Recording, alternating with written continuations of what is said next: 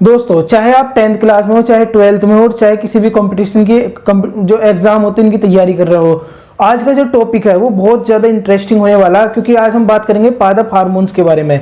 ये हर एग्जाम में 10th 12th और जो तुम्हारा यूपी ट्रिपल एससी पैट हुआ, एसएससी एग्जाम, ये सारे इन एग्जामों में पूछा जाता है इनके बारे में। तो आज के जो लेक्चर है उसके एंड में हम फिजिक्स के कुछ इंपॉर्टेंट टर्म के बारे में बात करेंगे। तो रहिए मेरे साथ वीडियो के एंड तक। मैं हूं Ravi Sharma, welcome to my YouTube channel daily शिक्षा।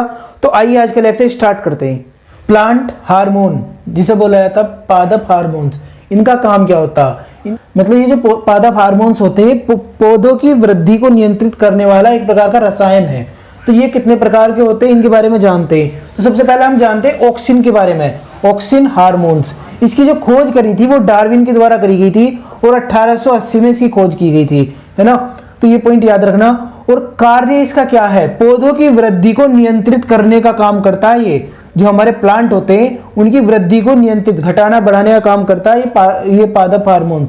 निर्माण, इसका जो निर्माण होता है वो पौधों के ऊपरी हिस्से में इसका निर्माण होता है ना। और इसका देखो और कुछ जो इसके महत्वपूर्ण कार्य है वो भी देख लो। पत्तियों का विलगन रोकता, विलगन मतलब पत्तियों को गिरने से रोकता। यह है फसलों को गिरने से बचाता, जो फसल गिर जाती है ना वे, तो अगर उस पर ये हार्मोन्स का छिड़काव अगर तुम कर दो तो ये क्या होगा, ये पत्तियां नहीं गिरने, मतलब ये फसल नहीं गिरने की। और इसका देखो इसके कारण पौधों में शीर्ष की प्रमुखता हो जाती। क्यों? क्योंकि इसका निर्माण कहाँ होता है? पौधों के शीर्ष में होता है। इसके कारण पौधों में शीर्ष की प्रमुखता हो जाती है और कक्षीय वृद्धि जो होती है ना पौधों की, वो रुक जाती है। तो ये पॉइंट इसके बारे में याद रखना, क्योंकि एग्जाम में पूछे जा चुका कि ऑक्सीजन की खोज किसने करी थी, है ना, कब हुई थी, काम क्या है इसका। तो ये सारी चीजें पूछी जा चुकी है पहले भी। करते हैं हम जिब्रेलिन के बारे में। जिब्रेलिन की खोज 1926 में हुई थी और जापानी एक वैज्ञानिक थे कुरोसावा, इनके द्वारा इसकी खोज की गई थी। देखो इसका काम देख लो क्या है। यह बौने पौधों को लंबा करता, जो बौने रह जाते पौधे छोटे रह जाते हैं तो उन्हें बड़ा करने के लिए इसका प्रयोग किया जाता। देखो काम क्या करता है ये पौधों की प्रसुप्ति भंग कर देता। प्रसुप्ति मतलब ये जो एक तरीके से रुक जाती है ना उनकी वृद्धि, उसे वो उसे भंग कर देता और उन्हें प्रेरित करता अंकुरित होने के लिए और उनमें वृद्धि होने के लिए प्रेरित करता है ये जिब्रेलिन्स हार्मोन्स, है ना। और इसके छिड़काव करने से क्या होगा? वृत्त आकार के फल और फूलों का उत्पादन होने लगेगा। तुमने कुछ सब्जी भी देखी होंगी, जैसे क्या लौकी हो गई, तोरी हो गई, इस तरीके से ये जो फसल मतलब इनका ये क्या होने लगते हैं, इनके जो फल होते हैं वो लंबे होने लगते हैं। तोरी लौकी इतनी लंबी हो जाती है वो जिब्रेलिन का कारण है।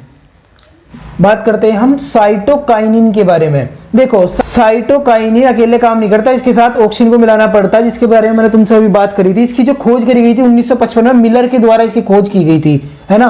लेकिन इसे जो नाम दिया गया, जो साइटोकाइनिन नाम दिया गया, वो लिथोम के द्वारा इसे नाम दिया गया था।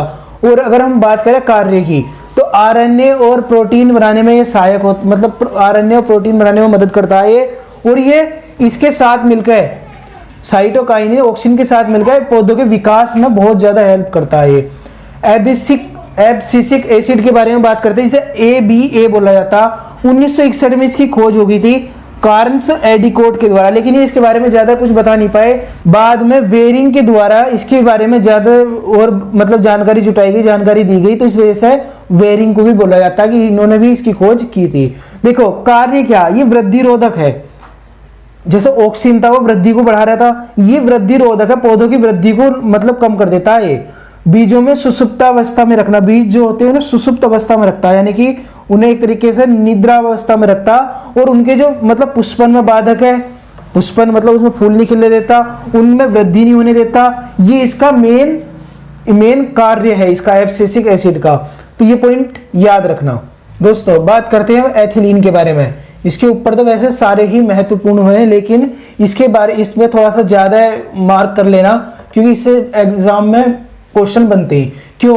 क्योंकि गैसीय रूप में पाया जाता है। ये प्रश्न पूछा जा चुका कई बार कि गैसीय रूप में पाए जाने वाला हार्मोन्स कौन सा है, तो वो है हमारा एथिलीन। 1962 में बर्ग के द्वारा इसकी खोज की गई थी। और इसका जो कार्य था, काम क्या था, वो था फलों को पकाने का काम करता। जो फल होते हैं तुमने देखा होगा एकदम उन्हें पका दिया जाता, मतलब कच्चे तोड़ के एकदम पका देते हैं उन्हें, वो एथिलीन हार्मोन्स की मदद से होता।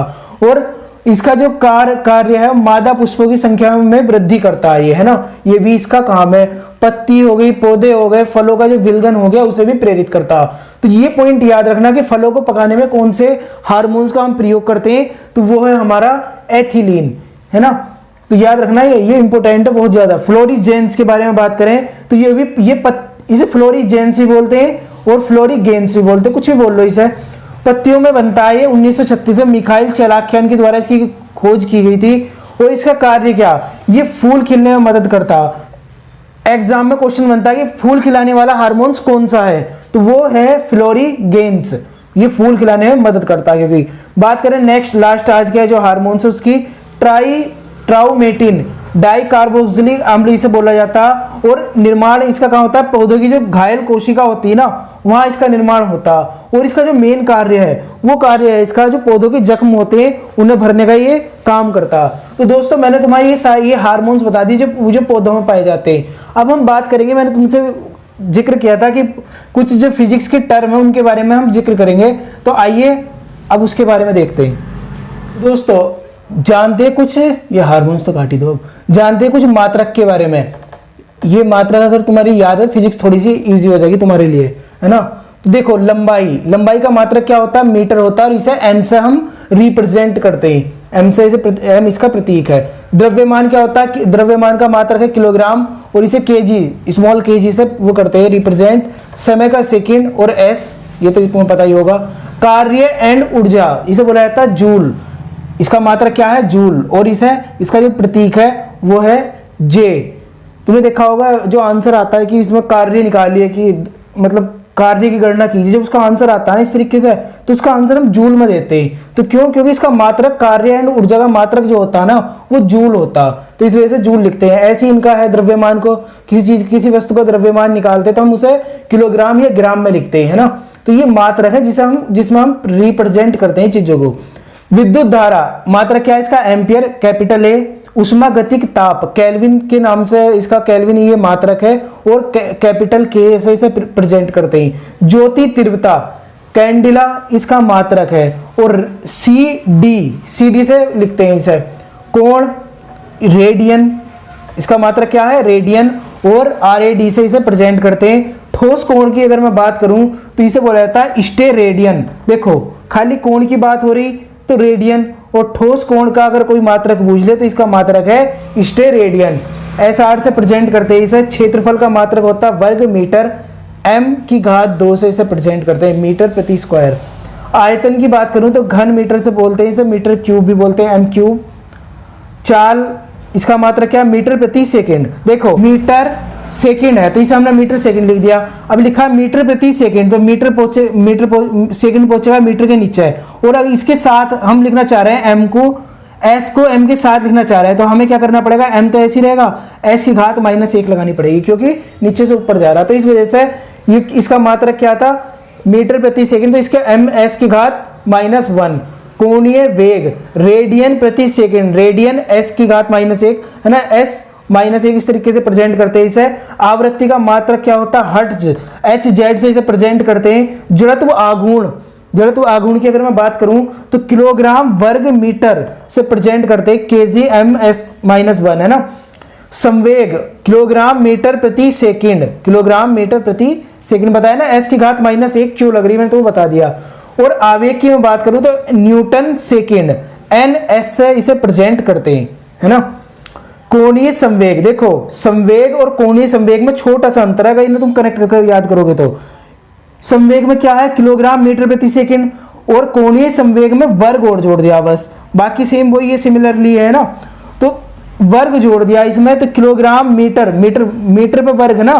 तो देखो हमने किलोग्राम उसका संवेग का क्या देखा था, किलोग्राम मीटर सेकंड, इस तरीके से। अब मैंने इसका मात्रक तुम्हें क्या बताया, किलोग्राम वर्ग मीटर, तो kg मीटर स्क्वायर इसका वर्ग हो गया, है ना। तो ये पॉइंट याद रखना।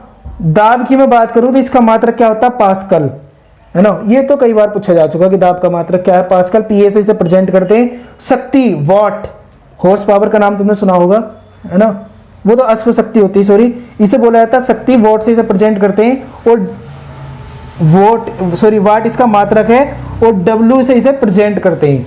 तो दोस्तों जानते पृष्ठ तनाव पृष्ठ तनाव का जो मात्रक होता है वो होता है न्यूटन प्रति मीटर, और इसका जो प्रतीक है वो इसे इस तरीके से हम प्रेजेंट करते हैं, देखो Nm-1 है ना। और श्यानता इसे न्यूटन सेकंड प्रति वर्ग मीटर बोला जाता है, Nsm-2। उष्मा चालकता वॉट मीटर प्रति डिग्री सेंटीग्रेड, ये इसका मात्रक है, वॉट मीटर प्रति डिग्री सेंटीग्रेड। वॉट W प्रति मीटर, तो मीटर की घात -1, प्रति डिग्री तो डिग्री सी के ऊपर ये लग गई, और सेंटीग्रेड को सी से प्रेजेंट करते हैं और -1 क्योंकि प्रति है। और विशिष्ट उष्मा का जो मात्रक होता है जूल किलोग्राम केल्विन, जूल प्रति किलोग्राम, किलोग्राम पर -1 के केल्विन -1। बात करें हम विद्युत धारिता, तो इसका मात्रक क्या होता है फैराड, और एफ से इसे प्रेजेंट करते हैं। चुंबकीय फ्लक्स इसका मात्रक वेबर है। ज्योति फ्लक्स इसे ल्यूमेन, इसका जो मात्रक है ल्यूमेन है, और एलएम से इसे प्रेजेंट करते हैं। प्रदीप्ति घनत्व लक्स, इसका जो मात्रक है वो है लक्स, इसका ल्यूमेन, इसका लक्स, एलएक्स से इसे प्रेजेंट करते हैं। देखो ल्यूमेन को एलएम और लक्स को एलएक्स, एल है ये। तरंग दैर्ध्य बोलते हैं इसे, एंगस्ट्रॉन इसका मात्रक है, और ए के ऊपर इस तरीके से इसे हम प्रेजेंट करते हैं। विद्युत आवेश कुलाम इसका मात्रक, और सी से इसे प्रेजेंट करते हैं। विद्युत प्रतिरोध इसे तो हर कोई जानता, ओम। देखो मैंने हल्के हल्के छोड़ दिए, जैसे बल का मात्रक छोड़ दिया, विभवांतर का छोड़ दिया, क्योंकि वो बहुत ज्यादा इजी है और मैक्सिमम मैंने कवर भी कर लिए। तो दोस्तों आज हमने जाना हार्मोन्स के बारे में, हार्मोन, और ये सारे मात्रक आज हमने जान लिए। तो दोस्तों ये और मैक्सिमम मैंने कवर भी कर लिए। तो दोस्तों आज हमने जाना हार्मोन्स के बारे में, हार्मोन, और ये सारे मात्रक आज हमने जान लिए। तो दोस्तों आज का लेक्चर तुम्हें कैसा लगा, है नहीं दोस्तों, आज का लेक्चर कैसा लगा कमेंट करके तुम हमें बता सकते हो। अगर पसंद आता है लाइक करना, ऐसे ही अगर तुम कोई वीडियो चाहते हो तो कमेंट करके बता सकते हो। मिलते हैं फिर नेक्स्ट लेक्चर में, तब तक के लिए थैंक्स अ लॉट, जय हिंद।